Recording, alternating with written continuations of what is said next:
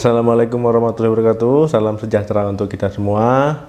Pada video kali ini saya ingin membagikan tips bagaimana kita mencegah penyebaran virus COVID-19 dan juga bagaimana kita berusaha untuk memutus rantai penularan virus ini.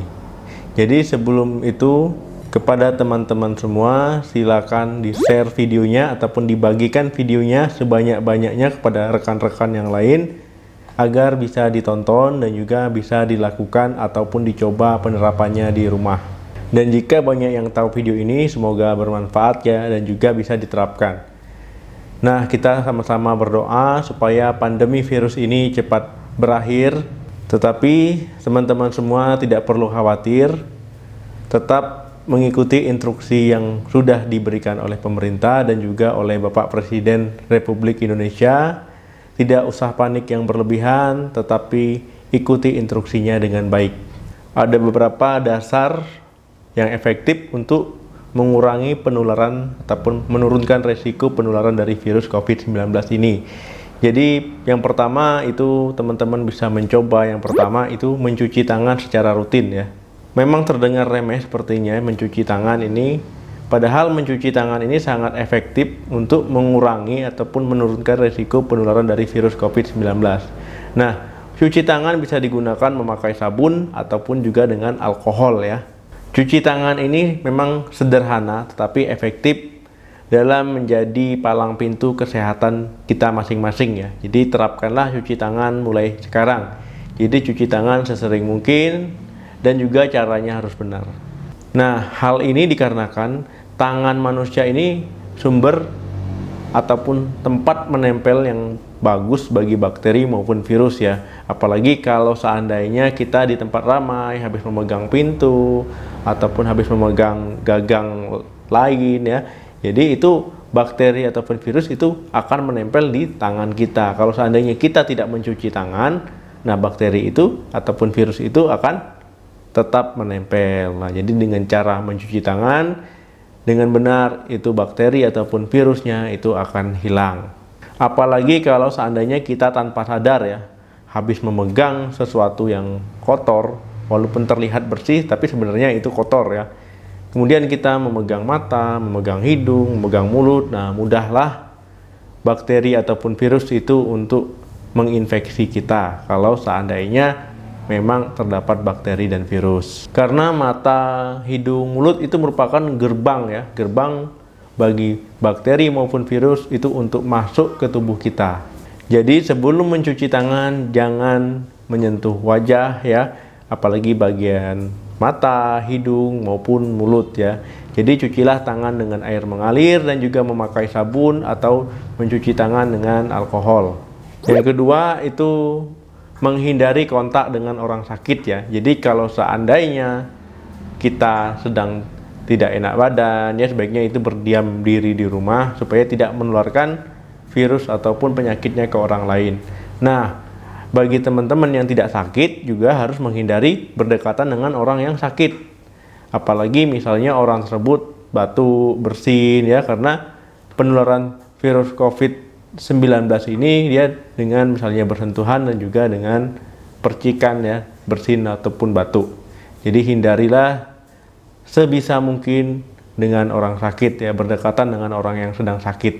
Yang ketiga itu social distancing ya. Jadi sesuai instruksi Presiden Republik Indonesia Bapak Joko Widodo itu kita harus ataupun sebisa mungkin untuk melakukan social distancing ya. Jadi social distancing ini bukan hanya kita menghindari orang yang sedang sakit, tapi kita intinya kita harus menghindari keramaian ya, kemudian acara-acara yang bisa mengundang orang banyak seperti konser ataupun kegiatan-kegiatan lain ya, misalnya arisan ataupun menggunakan transportasi umum, ini sebisa mungkin dihindari kalau bisa ya. Kemudian meminimalisir itu bersentuhan ataupun berdekatan dengan orang lain. Jadi misalnya berjabat tangan ya, ini sebaiknya kalau seandainya berjabat tangan sebaiknya ya seperti ini saja ya. Jadi tidak usah bersentuhan terhadap orang lain. Jadi pada intinya itu menghindari keramaian ya. Jadi walaupun kita disarankan melakukan social distancing ini tidak perlu panik ya. walaupun tidak perlu panik, kita juga harus menerima ataupun melakukan instruksi yang diberikan oleh pemerintah. Jadi jangan dianggap enteng juga ya. Yang keempat itu melakukan etika batuk dan bersin, dan juga itu memakai masker bagi yang sedang sakit. Nah, jadi ada orang yang batuknya itu sembarangan atau batuknya bersinnya menggunakan telapak tangan. Nah, ini jangan lagi ya, karena telapak tangan ini nanti memegang tempat-tempat ataupun benda-benda lain, bisa menularkan virus ataupun bakteri. Nah, jadi batuknya itu gunakanlah siku ya. Jadi batuk atau bersin, misalnya Anda batuk, ya dekatkan sikunya seperti ini ya. Kemudian bersin juga seperti itu. Atau kalau seandainya ada tisu, ya memakai tisu, batuk ataupun bersin, kemudian buang di tempat sampah. Nah, jadi jangan sembarangan batuk dan bersin, itu juga ada etikanya. Kalau kita ingin memberantas ataupun memutus rantai penularan virus COVID-19 ini. Nah, kemudian di mana-mana saya lihat dan saya juga mengalaminya sendiri, itu masker pada banyak kosong ya, banyak diborong ya. Jadi sebenarnya efektif enggak kalau seandainya orang yang sehat itu memakai masker? Nah, itu yang sebaiknya dianjurkan orang yang sakit ya, yang memakai masker, ataupun juga tenaga kesehatan. Nah, kalau seandainya orang yang sakit, supaya dia tidak menularkan ke orang yang sehat. Sedangkan tenaga kesehatan, karena dia sering kontak dengan orang sakit, maka dia dianjurkan memakai masker ataupun harus memakai masker. Nah, jadi jangan semua orang sehat memakai masker ya. Jadi ya nggak cukup ya masker yang ada di Indonesia ini. Semuanya ya pasti habis kalau semua orang memakai masker. Kalau teman-teman di rumah mulai tidak enak badan, demam, pilek, nah itu nggak apa-apa kalau memakai masker. Jadi kalau dalam keadaan sehat ya tidak perlu memakai masker ya, sebisa mungkin. Yang kelima itu memasak makanan hingga matang ya. Jadi jangan masak ataupun jangan makan makanan itu dalam kondisi setengah matang ataupun mentah. Misalnya teman-teman masak telur ya setengah matang ataupun daging setengah matang, ya itu dihindari ataupun di stop ya. Jadi masaklah makanan sampai matang ya, supaya bakteri ataupun virus yang ada di daging, di telur itu bisa mati ya, yang diharapkan.